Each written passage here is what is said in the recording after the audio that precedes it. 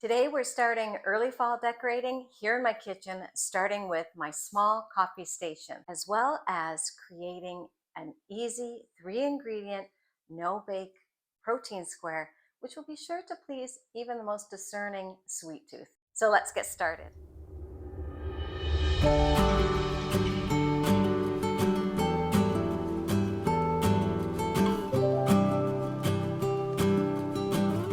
Hello everyone, welcome back to the channel. I had so much fun going through all my fall bins with you in last week's video. If you missed that video, I'll be sure to leave it linked in the cards above.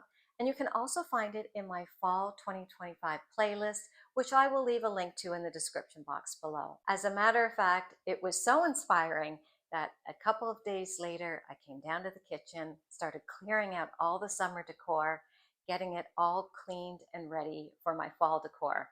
As I typically do, I cleaned the room out, left the counters free and clear for a few days, just so I could get my headspace around what it was I was thinking I wanted to do. There won't be any pumpkins here. I'm not ready to bring out all the pumpkins just yet, as it is still a little early in the season. And if you feel it's too early for you to start thinking about decorating for fall, I get it. My husband is the same way. So if that's you, feel free to save this video for later and come back when you are ready to start decorating for fall if you are in need of some inspiration. Without any further ado, let's get to tackling my coffee bar for early fall 2025. I hope you enjoy. I love starting a space with a clean slate. It just helps me to get an idea of what it looks like without any decor in it, and it lets my creativity and imagination flow. And that's what I've done here. Just the essentials are out on the kitchen counters. As I've stated many times in other kitchen decorating videos, we live and work in this kitchen, so there's just some things that will stay out on the counter all the time, like our toaster, like our utensils by the stove, and our knife set. My husband loves to cook, I love to bake, so we keep these things out on the counter all the time. So if you ever feel like you are stuck in decorating your space, I encourage you to just clear everything out and start with a fresh slate.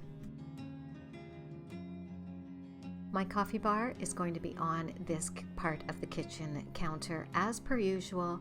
I already have my command hook in place because if you saw that last going through my bins video, you realize this is one of my all-time favorite pieces. I've used it here before in the past, and I decided to do it again because I loved it here so much. Now this time, instead of using a wood riser or a tray in this area, as I typically do, I thought I would use this table runner, just folding it in half, because the orange complements the wreath that has the orange picks in it, kind of that burnt orange color. I love this table runner. I don't even know how many years I've had it, but I thought it would give it a different texture and a different look and feel to this area.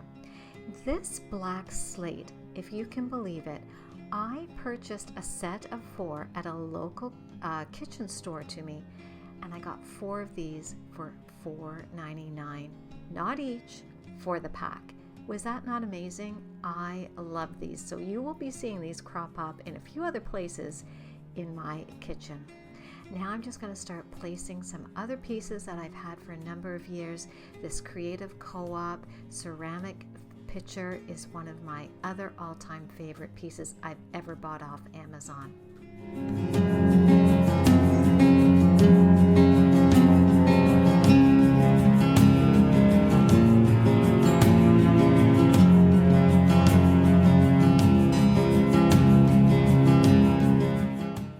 Just bringing in different elements to bring in different textures and different material just to give the space more interest. I'm using my wood riser I've had for a number of years to elevate my tea canister. I brought in that black iron picture frame to complement the black slate, just playing around with the different look and feel of all the different materials till I find something that works for me.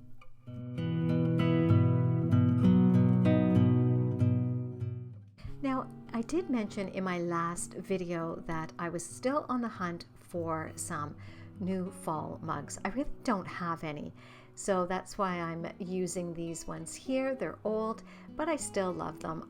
Honestly, I've been out a couple of times and they have lots of Halloween ones, but no fall ones. I'm really disappointed. So I'm hoping they'll be coming out sooner rather than later. Now, because the spoons, I wanted to put them in this mug, they kept falling down so you could never see them. I decided to use some paper towel on the bottom, but they still weren't high enough. So I brought out some of these wood napkin rings, and I'm just going to place them inside, and then I can place the little spoons from Hobby Lobby that I got last year, which were a pleasant surprise in my decor bins. I had forgotten I had even bought them. And I'm going to put them inside those napkin rings, and this just elevates them into the mug. So be sure to look around and get creative if you want to do something like this, and maybe something's getting lost in the holder, whatever. There's always a way to elevate these things.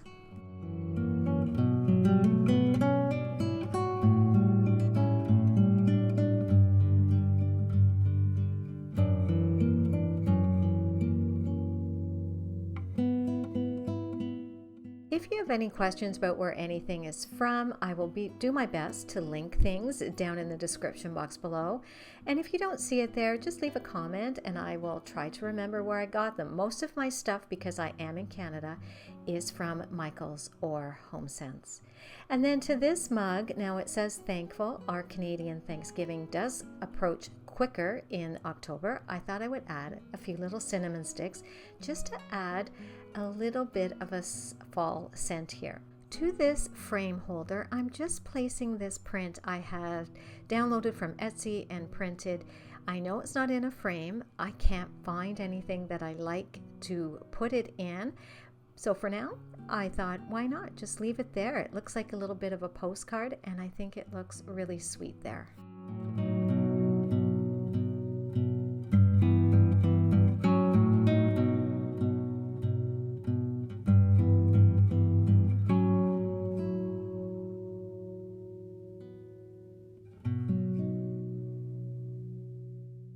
And this is how my early fall coffee station turned out.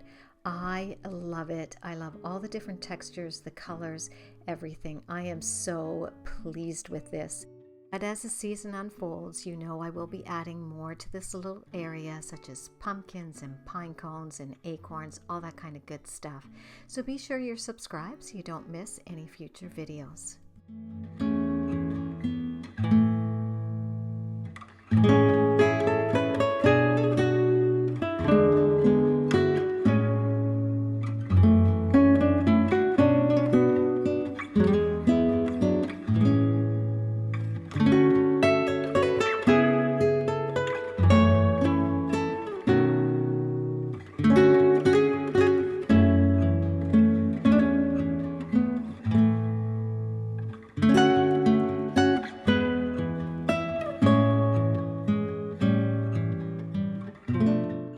So now let's make our peanut butter honey oat squares. You're going to need 1 cup of peanut butter, 1/2 cup to 3/4 cup of honey. I usually go to the 3/4 cup side.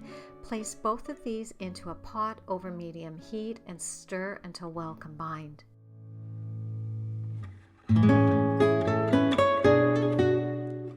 Once the peanut butter and honey is well combined in the pot, then you can add in your oats. And this time I did a little bit extra. I added in a few extra chocolate chips and they melted in, and boy, was it a nice little addition to this.